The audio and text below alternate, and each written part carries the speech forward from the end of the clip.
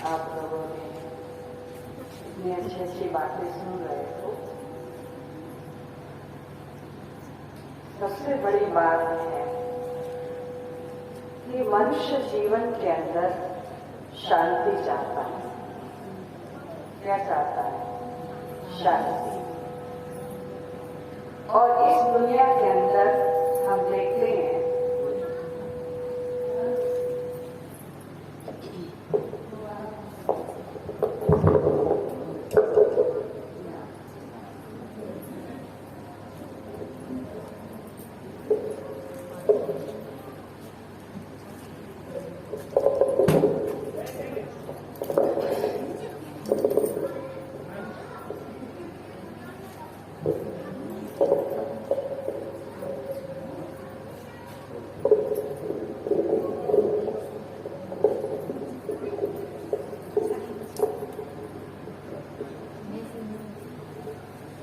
चलिए 2 मिनट पहले भगवान को याद करते हैं।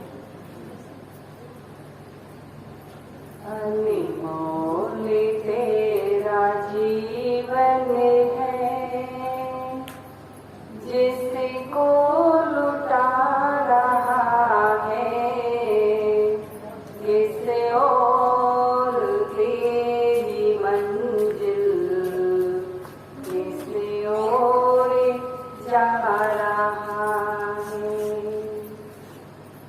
सपनों की नींद में ही ये रात ढल ना जाए, पल भर का क्या भरोसा, ये जान निकल ना जाए।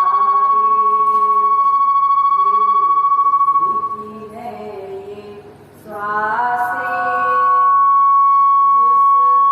जिसको लुटा रहा है, किस ओर तेरी मंजिल, किस ओर जा रहा है। अनमोल तेरा जीवन है, जिसको लुटा रहा है, किस ओर तेरी मंजिल, किस ओर जा रहा है। जाएगा जब यहाँ से कोई न साथ देगा, इस हाथ जो दिया है, उस हाथ जाके लेगा। कर्मों की है ये खेती, फल आज पा रहा है, किस ओर तेरी मंजिल जा रहा।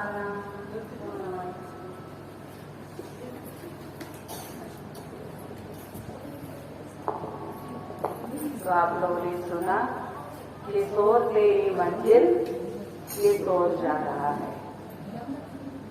तो आज दुनिया के अंदर सबसे ज्यादा मनुष्य की जो जरूरत है वो है शांति। व्यक्ति यही कहता है हमारे पास घर है, मकान है, खेती है, जमीन है, सब कुछ है, लेकिन क्या नहीं है? क्या नहीं है आज परिवारों में? शांति। आज संसार के अंदर हर व्यक्ति शांति का भिखारी है। मंदिर में जाएगा इसलिए जाता शांति मिले। अगर गुरु के पास जाता है तो उसके अंदर ये इच्छा होती कि हमको शांति मिले। अगर सुख के साधन इकट्ठे करता है तो उसके पीछे भी यही है कि हमको शांति मिले। तो हर व्यक्ति की जरूरत शांति है। और मैं देखता हूँ कि व्यक्ति जितना सोचता है हमें शांति मिले, शांति मिले, उतना समाज के अंदर, घर के अंदर, परिवार के अंदर अशांति बढ़ती जा रही है। बढ़ रही है, घट रही है, बढ़ती जा रही है। तो आखिर में हमें शांति मिले कैसे? अब शांति कोई ऐसी चीज नहीं है जो कोई व्यक्ति आपको दे देगा, आपको देने से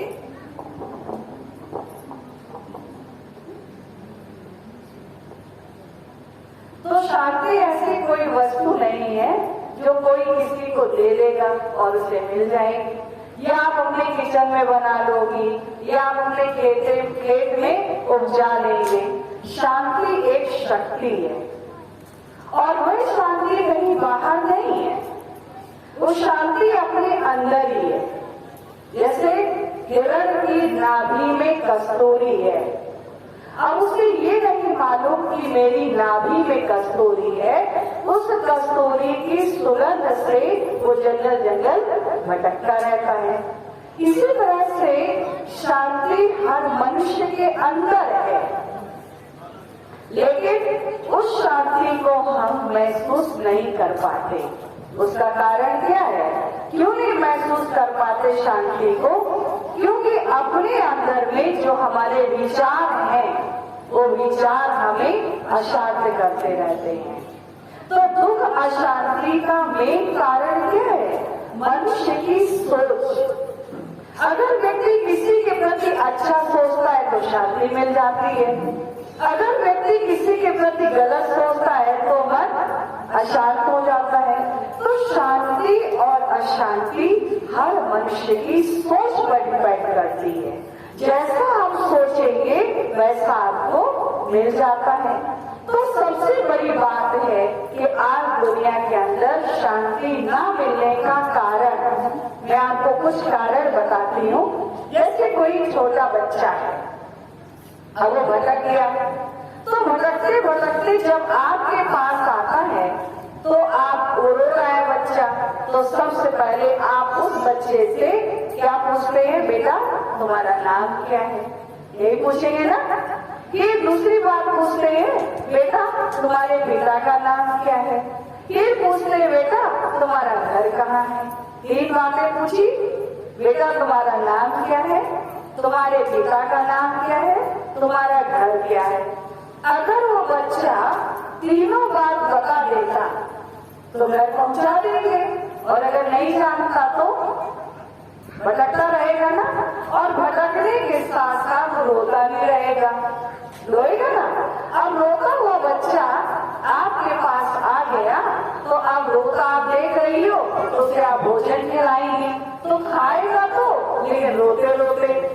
पानी पिएगा रोते रोते। अब उसे नींद आ गई तो रोते रोते सो भी जाएगा, और जब जागेगा तो फिर रोना चालू हो जाएगा। ठीक आज के मनुष्यों की यही स्थिति है। व्यक्ति के जीवन के अंदर कितना भी ज्ञान हो, कितना भी आपने ज्ञान सुना होगा, भागवत सुनी, रामायण सुनी है, क्या क्या सुना होगा, लेकिन आज मैं आपको बताती हूँ कि 3 बातों की अज्ञानता हर मनुष्य के जीवन में है। अब वो 3 बात की अज्ञानता कौन सी है? यही 3 बात जो मैं बच्चे से पूछ रही थी, यही 3 बात हर मनुष्य बोला हुआ है। सबसे पहले मनुष्य अपने आप को भूल गया कि मैं कौन हूं। देखो सुकरात जैसे विद्वान ने भी यही कहा था कि अपने आप को पहचानो। आज मनुष्य अपने आप को कहाँ पहचानता है? भगवान ने अर्जुन से कहा कि अर्जुन तू स्वास्थ्य स्थिति में स्थित हो जा तो तेरा कल्याण हो जाएगा। विवेकानंद जी भी जब पहली बार अपने गुरु के पास गए तो उन्होंने कुंडा खटखटाया, अंदर से आवाज आई कौन? उन्होंने कहा ये मैं यही जानना चाहता हूँ कि मैं कौन। तो आज मनुष्य सबसे पहली बात कि वो अपने आप को भूल गया कि मैं कौन हूँ। दूसरी बात अपने आप को भूल गया तो अपने पिता परमात्मा को भी भूल गया। परमात्मा कौन है? Who is God? परमात्मा कौन है?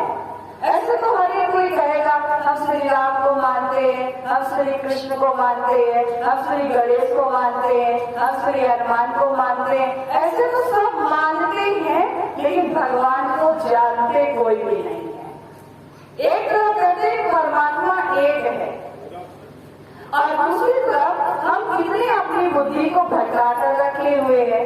तो बात कि परमात्मा को नहीं जानते। और तीसरी बात, हम ये भी नहीं जानते कि हमारा घर कहाँ है, इस दुनिया में हम कहाँ से आए हैं और कहाँ जाना है। पहले तो हर एक कोई कहेगा ना घर तेरा ना घर मेरा, दुनिया रहन बसेरा, कहीं से आए कहीं को जाना, ये दुनिया मुसाफिर खाना। अब कहीं से आए कहीं को जाना, कहाँ से आए कहाँ जाना, पता ही नहीं है ठिकाना कहाँ से आए हैं।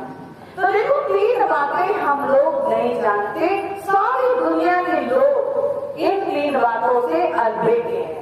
तो खुद को आज हम आपको खुद की पहचान बताते कि आप कौन हो। सबसे पहले आप जान जाओ कि मैं कौन हूँ, क्योंकि जब तक हम अपने आप को नहीं पहचानेंगे तब तक हम परमात्मा को भी नहीं पहचान सकते। तो अपने आप को पहचानो कि आप कौन हो। अब आपको लग रहा होगा अरे वाह, हम अपने आप को नहीं जानते। हाँ, नहीं जानते। अभी मैं आपसे प्रैक्टिकल करा देती हूँ। आपका नाम क्या है? आपका नाम क्या है? नाम बताओ, क्या नाम है? रानी। अच्छा, आपका क्या नाम माता जी? उर्मिला। भाइयों बताओ, आपका नाम क्या है बाबू जी? देव प्रसाद। आपका क्या नाम है? एक आपको बता दो, आपका नाम क्या है? किशोर सिंह। अब देखो, ये सब कोई अपने अपने नाम को जानते हैं कि ये नाम, लेकिन मैं आपसे ये प्रश्न करती हूँ कि ये जो आप लोगों ने अपने नाम मुझे बताए हैं, ये आप लोगों के नाम है? ये आप लोग के नाम है? ये तो आपको नाम आपके परिवार के लोगों ने जब आपने जन्म लिया था तब आपको ये नाम दिए गए थे। ये दिए हुए नाम आप मुझे बता रहे हो। बच्चे का जन्म पहले होता है, नामकरण संस्कार बाद में होता है, और नामकरण संस्कार शरीर को देखकर होता है। अगर लड़की है तो लड़की जैसा नाम दे देंगे, और अगर भाई है तो भाई जैसा नाम दे देंगे। तो ये जो आप लोगों ने नाम बताए, ये तो आपके शरीरों को देखकर आपके शरीरों को दिए गए। तो ये जो आप लोगों ने नाम बताए, तो आप लोगों ने दिए हुए नाम बता दिए। और मैंने प्रश्न किया था कि आपका नाम क्या है। मैंने ये नहीं पूछा था कि जो आपको दिए गए नाम है वो बताओ। मैंने पूछा था आपका नाम क्या है। तो देखो, आपको नहीं मालूम कि आपका नाम क्या है। तो जानना है सबको? जानना है आपका नाम क्या है? ठीक है, बता दें आप लोग का नाम। और आप तो बड़े आराम से बोलते भी हो, ऐसा नहीं बोलते। देखो, उदाहरण में जब किसी की मृत्यु हो जाती है किसी की मृत्यु, तो हर एक कोई क्या कहता, जाने वाला तो चला गया, मिट्टी पड़ी है। अब वो जाने वाला कौन है जो चला गया, और आप कहते मिट्टी पड़ी है? कौन चला गया? आत्मा चली गई। देखो, बताया ना। तो आपने तुरंत बताया कि जाने वाला कौन गया? आत्मा। तो अब यहाँ दो चीज है, शरीर और आत्मा। अगर शरीर में आत्मा है तो हम देखते हैं, सुनते हैं, बोलते हैं, बात करते हैं। और जब आत्मा निकल जाती है तो शरीर का देखना, बोलना, चलना, खाना पीना सब क्या हो जाता है? बात। ठीक है। तो इस शरीर को चलाने वाली, अब यहाँ दो चीजें हैं, शरीर अलग है और आत्मा अलग है। तो दोनों का अस्तित्व भी अलग है। शरीर 5 तत्वों से मिलकर बनता है और आत्मा बनती बिगड़ती नहीं है। आत्मा तो अजर अमर अविनाशी है। मारे मरे न जाने, जले न काटे कटे, न शस्त्र भेद सकता है, न आग जला सकती है, न हवा सुखा सकती है, और न जल से बहा सकता है। तो इस प्रकार से शरीर अलग हो गया और आत्मा अलग, दोनों अलग अलग हो गए। ठीक है। अब शरीर नाशवान है और आत्मा अविनाशी है, हो गए दोनों अलग। तो दोनों का परिचय भी अलग अलग हो गया। शरीर का नाम जो आप लोगों ने अभी बताया, और आपका असली नाम है आत्मा। ठीक है, तो जब तक इस शरीर के अंदर आत्मा है, तो आप देखो यहाँ पर जैसे गाड़ी और ड्राइवर दो चीजें हैं, गाड़ी अलग होगी और ड्राइवर अलग हो गया। अगर ड्राइवर बैठा तो गाड़ी चलती रहेगी, ड्राइवर उतर गया, कितने भी लाखों की गाड़ी हो लेकिन वो गाड़ी खड़ी रहेगी, बैठ गई, वो चल नहीं सकती अपने आप से। तो ऐसे शरीर और आत्मा, शरीर गाड़ी है, आत्मा ड्राइवर है। शरीर मंदिर है और आत्मा मूर्ति है। शरीर पिंजरा है और आत्मा पंछी है। ठीक है, शरीर हमारा क्या है, सीप, और आत्मा मोती है। देखो अलग अलग हो गया। अब आप लोग पहचान गए आप कौन हो। देखो कोई मर जाता है तो लोग कहते हैं अर्थी जा रही है। अब अर्थी का अर्थ समझ पाए कभी? अर्थी में अर्थ निकलता है। अर्थी में आ शब्द आता, आरथी, आरथी। ठीक है, तो अर्थी का मतलब आ शब्द जहां जोड़ते हैं तो वहां होता नहीं। जैसे शुभ, अशुभ नहीं है तो क्या बोलेंगे, अशुभ है। जैसे शुद्ध, अशुद्ध नहीं है तो क्या बोलेंगे, अशुद्ध। असफलता, असफलता नहीं है तो क्या बोलेंगे, असफलता। आ शब्द कहाँ लगाया, जहां नहीं है। इसी प्रकार से यहाँ पर कहते आरथी। तो शरीर रथ, आत्मा रथवान। अब आत्मा रथवान इस रथ में नहीं है, इसलिए हो गया आरथी। तो दो चीजों से बना है ना, शरीर अलग और आत्मा अलग। ठीक, अब आप अच्छे से पहचान गए हो कि आप शरीर नहीं हो। शरीर आत्मा का वस्त्र है। किसी ने बहन का चोला धारण किया, किसी ने पुरुष का चोला धारण कर दिया, है तो आत्मा ही। आत्मा कोई स्त्री पुरुष तो नहीं है ना, आत्मा तो चेतन शक्ति है जो इस शरीर के अंदर रहती है। तो आप हम सब एक, सब क्या है, एक चेतन शक्ति आत्मा है। अब आत्मा इस शरीर में कहाँ रहती है, ये भी समझना है कि इस शरीर में आत्मा रहती कहाँ पर है। कई लोग कहते हैं आत्मा हार्ट में होती है। आजकल के डॉक्टर हार्ट को बदल देते हैं। इसका मतलब उसको तो मर जाना चाहिए था, लेकिन नहीं, आत्मा हार्ट को तो बदल सकता है, लेकिन ड्राइवर हार्ट, वो डॉक्टर हार्ट को तो बदल सकता है, लेकिन डॉक्टर ये काम नहीं कर सकता उसकी आत्मा निकाल उस पर डाल दे। ठीक है, तो हार्ट में आत्मा नहीं है, आत्मा हमेशा प्रकृति के मत, इसको कहते हैं आज्ञा चक्र। आत्मा यहाँ पर निवास करती है, क्योंकि आप सोचते हैं तो कहाँ से सोचते हैं, यहीं से। आप अनुभव करते हैं तो कहाँ से करते हैं, यहीं पर करते हैं। तो आत्मा प्रकृति के मध्य, कहते हैं कि प्रकृति में चमकता है अजब सितारा।